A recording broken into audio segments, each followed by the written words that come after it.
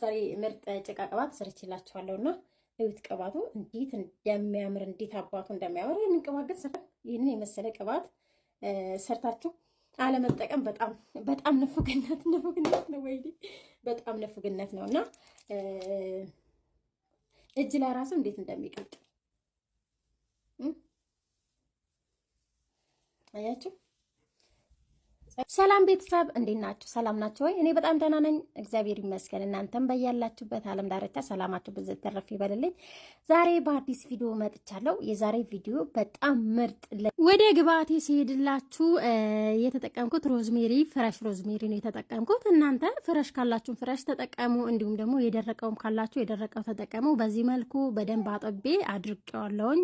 በጨርቅ እንደዚህ ማድረቅ ትችላላችሁ። ውሃው ባይኖርበት በጣም አሪፍ ነው፣ እንዳይበላሽ ማለት ነው። በዚህ አጋጣሚ ሰሞኑ ጠፍቼ ነበርና ከእንግዲህ የተለያዩ ቪዲዮ የተሰሩ ቪዲዮዎችም አሉ እለቅላችኋለሁኝ ማለት ነው እንደ እግዚአብሔር ፍቃድ። ፔጅን ደግሞ ፎሎ አድርጉልኝ፣ ምንም ችግር የለም ፎሎ እያደረጋችሁ ብታበረታቱኝ ማለት ነው።